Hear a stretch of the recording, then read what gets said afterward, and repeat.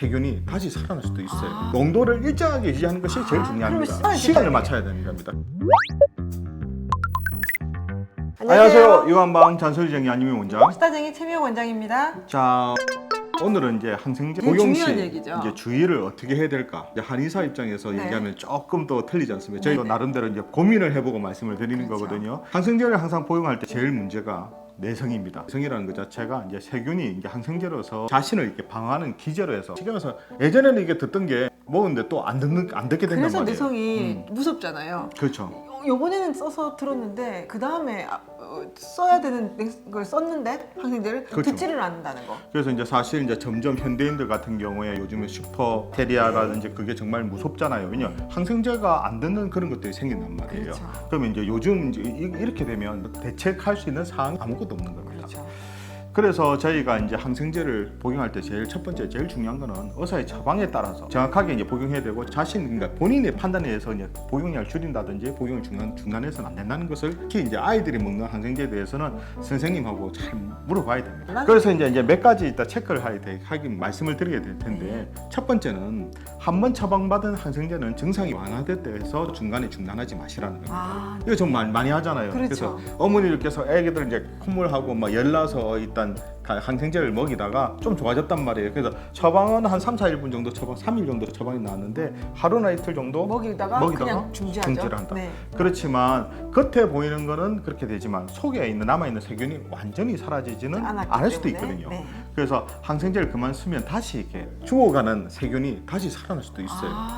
다시 살아나는 그렇죠. 제대로 안 그렇죠. 죽였기 때문에. 이제 그러면 그런 것들이 이제 그 항생제에 대해서 내성을 가지게 될 수가 있겠죠. 그러면 다음번에는 안 듣겠네요. 그렇죠. 네. 그리고 이제 두 번째 같은 경우는 이것도 어머니들께서 한 번씩 실수하시는 부분인데 네. 이게 가급적이면 이제 같은 항생제를 3개월에 재사용을 최소화해야 된다. 아이가 이제 간격을 해서 자꾸 아프잖아요. 그럼 네. 어머니께서 안 나으면 이 병원에 갔다가 또 다른 병원에 가잖아요. 이것저것. 이 아이가 어떤 항생제를 쓰는지 선생님이 아시잖아요. 그렇죠. 그러니까 그러면 다음번에 쓸 때는 좀 다른 항생제 계열의 항생제를 쓸 수도 있거든요. 같은 병원에서. 그리고 이제 항생제를 또 썼다 그러면 그 텀이 너무 짧다 그러면 선생님이 조금 더 좀 텀을 더 줄 수도 있고 그걸 조정할 수 있는데 만약에 다른 병원을 가버리게 되면 앞에 얘가 사용하고 있는 뭘 쓰는지 모르니까 또 그 약이 한 번 더 들어갈 수도 있고 네. 항생제가 앞에 많이 쓰는데 또 이제 그거보다 그걸 맞춰서 써야 되는데 그 밑에 또 약한 항생제를 쓰게 되면 결국 그 사용 기간이 길어지겠죠. 그래서 3개월 이내에 같은 항생제를 쓰지 말라는 얘기가 그렇죠. 이 병원에서 썼는데 저쪽 병원에서 쓰면 또 그걸 또 쓸 수도 있고 그렇죠? 그리고 세 번째 같은 경우는 항생제 복용할 때 간염 예방 수치를 철저히 지켜야 된다. 손 씻기라든지 애들 이제 휴식이라든지 그런 건 기본이니까 손 좀 씻는 하셨으면 좋겠어요. 예방. 그리고 이제 네 번째로 좀 중요한데 항생제가 이제 위장에 부담이 그래서 드니까 꼭 식후에 복용. 식후에 복용해야 한다. 이렇게 하시게 되는데 특히 아이들이 밥 먹고 사실 먹기가 좀 어렵잖아요. 그리고 밥을 좀 잘 안 먹는. 잘 안 먹는 애들 그러다 보니까 어머니께서 이게 항생제 먹는 시간을 딱 놓쳐버리거든요. 근데 항생제의 시간이? 제일 중요한 거는 뭐냐 그러면 체내에 녹아있는 농도를 일정하게 유지하는 것이 제일 중요합니다. 그러면 무조건 밥 안 먹어도 시간을 맞춰야 되는 겁니다. 그래서 어머니들께서 아이가 뭐 오늘 밥을 2끼 먹으면 항생제를 2번 쓰는데 그게 아니라 요즘 항생제가 그 소화기 쪽에도 그렇게 부담이 없이 선생님이 알아서 처방이 나올 거거든요. 어머니가 처방한 대로 시간 맞춰서 하는 것이 일단 우선입니다.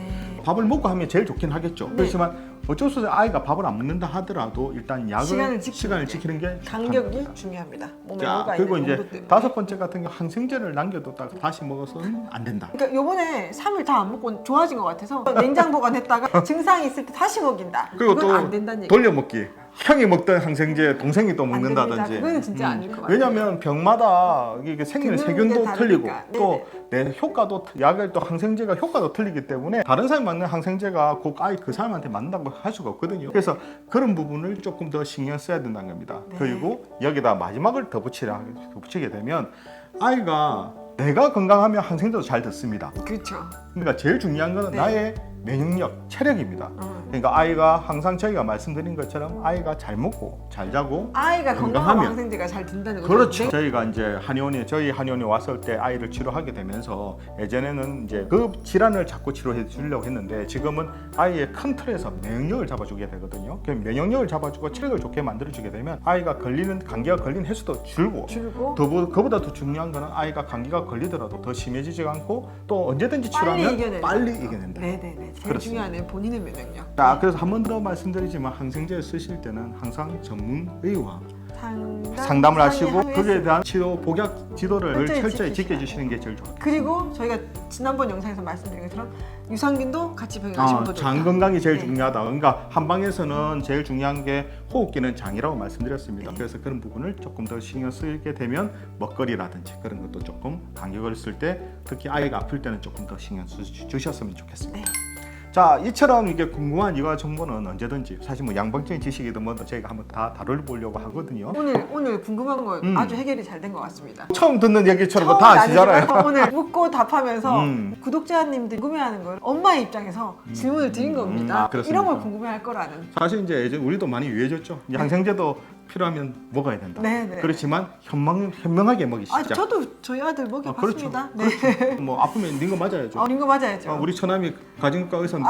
네네네. 항생제도 먹고 그리고 보약도 먹고 뭐 그럼 다 합니다. 필요한 거는 적재적소에 과하지 않게 딱 시기 맞춰서 먹이면 될 것 같습니다. 자, 우리 아이들을 위한 잔소리쟁이 안유미 원장. 수다쟁이 최미영 원장이었습니다. 좋아요와 구독하기도 잊지 마시고요. 다음 영상에도 만나 뵙겠습니다. 육아는 한방